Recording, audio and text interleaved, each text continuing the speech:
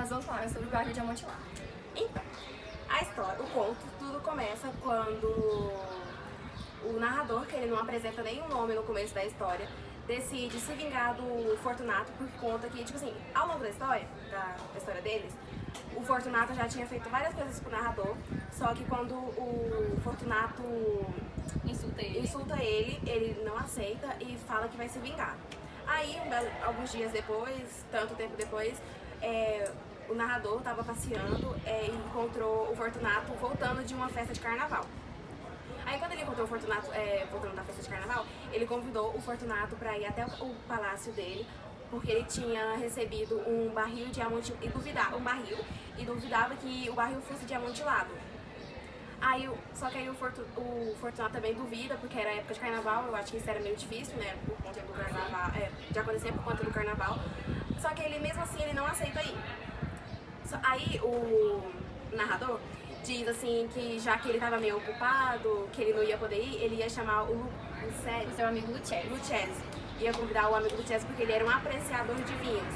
Só que aí o Fortunato fica tipo assim, meio chateado, eu acho, e fala assim, não, então eu vou no lugar dele porque o Lucchesi não é um apreciador de vinho e ele seria um apreciador de vinho melhor do que ele, então ele vai. Quando chega no palácio, o narrador leva ele até lá ao fundo do palácio e até uma adega. Prosseguem pela escadaria. No final da escadaria, então eles chegam às catacumbas. E lá o Fortunato pergunta pro narrador onde que tá o barril. E o narrador então fala que está mais adiante. Então eles continuam andando e eles começam a conversar sobre como o teto era tão branco, que era feito de salitre.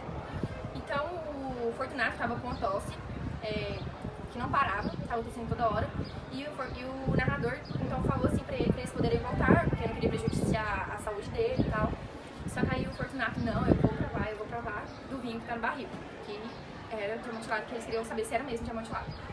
Então eles continuam prosseguindo, e no meio do caminho, o narrador entrega uma garrafa de vinho pro Fortunato, para eles poderem bebendo até chegar no barril.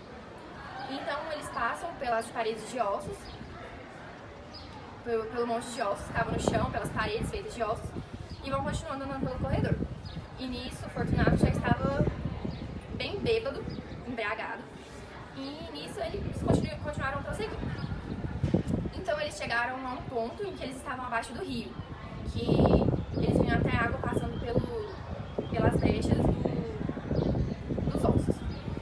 Então lá tinha um lugar, então eles chegaram no final das catacumbas e havia um lugar muito pequeno, uma cripta, o livro fala que é uma cripta, e eles chegaram lá, era um lugar muito pequeno, a largura era 1,5 metro por 2, a altura era 2 metros e a largura era 1,5. E eles chegam nesse local e o narrador então fala para Fortunato que o barril estava lá dentro.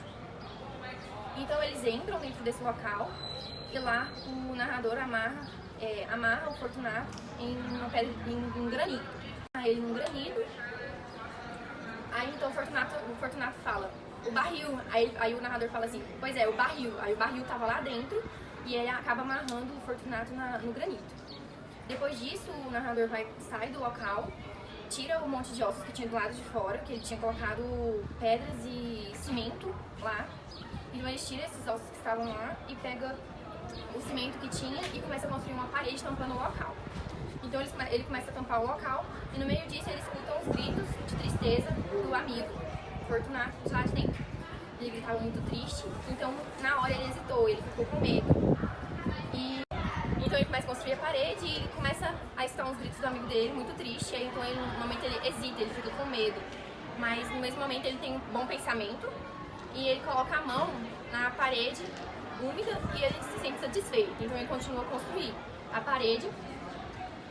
Quando ele está terminando de fazer a parede, ele escuta o amigo dele conversando com ele sobre eles poderem subir logo para ele poder ver a família dele. Aí o narrador fala, não, a gente vai ficar aqui com o barril. Aí ele pega e chama o amigo dele, mostrei 2 vezes, Fortunato, e Fortunato não responde mais.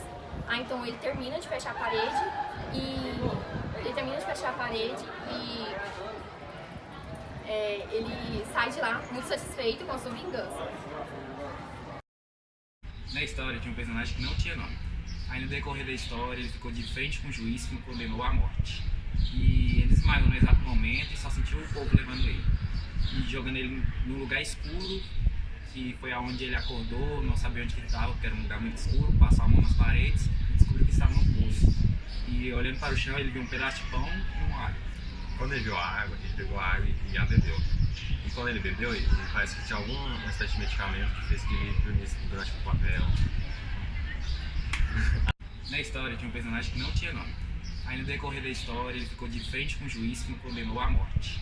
E ele desmaiou no exato momento e só sentiu o povo levando ele.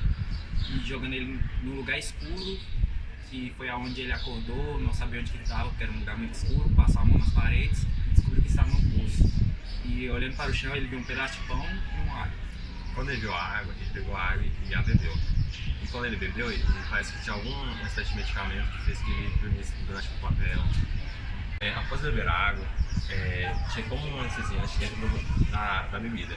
Quando ele a bebeu, ele dormiu durante um tempo muito grande. E quando ele acordou, ele estava em cima de uma cama amarrado por cordas. E em cima dele tinha um pêndulo que estava com uma velocidade bem baixa, assim, bem em cima, assim, no alto. E com o decorrer do tempo, esse pêndulo foi abaixando cada vez mais. E do lado dele tinha um prato com um pedaço de carne e vários ratos que estavam famintos. E no decorrer dos dias, o pêndulo cada vez foi descendo mais baixo, com uma velocidade ainda maior. E chegou um momento que estava tão perto que ele tinha que fazer alguma coisa para sair de lá. Ele pegou aquela carne e passou nas cordas. E os ratos vieram e comeram as cordas e ele se liberou. Só que mal imaginava ele que ele, era só o começo do desafio. Aí depois que isso aconteceu, parece que os muros estavam se esquentando e estavam ficando vermelhos, porque na verdade os muros eram de aço. E ele não sabia o que fazer, porque no meio da sala tinha um poço. E aí estava se esquentando bastante. Ou ele ficava na sala morrendo queimado, ou ele pulava no poço para sobreviver. Após ele pular dentro do poço, ele estava caindo infinitamente. E um momento ele sente como uma mão amiga que pega ele pelo braço.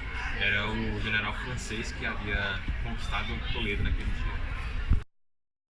Edgar Allan Poe nasceu em Boston, nos Estados Unidos, no ano de 1809, no dia 19 de janeiro. Quando ele tinha 1 ano de vida, seu pai o abandonou e logo no outro ano sua mãe morreu. Quando ele completou 2 anos de idade, ele foi adotado por um escocês, um comerciante rico. E ele escreveu contos sobre mistérios, inaugurando um novo gênero textual na literatura. E 2 deles são O Barril de Amontilado, que ele escreveu em 1846, e O Poço e o Pêndulo, que foi lançado em 1842. Edgar Allan Poe nasceu em Boston, Massachusetts, Estados Unidos, de 19 de janeiro de 1809. Foi um autor, poeta, escritor, crítico e editor. Seu gênero literário era mistério, horror, fantasia, ficção científica e ficção policial.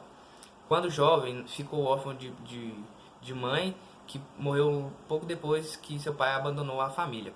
Ele frequentou a Universidade de Virgínia por um semestre, passando a maior parte do seu tempo entre bebidas e mulheres. Neste período, ele fugiu de casa para se alistar nas Forças Armadas, onde serviu durante 2 anos antes de ser dispensado. Em Baltimore, casou-se com Virginia Klein, sua prima de 13 anos de idade.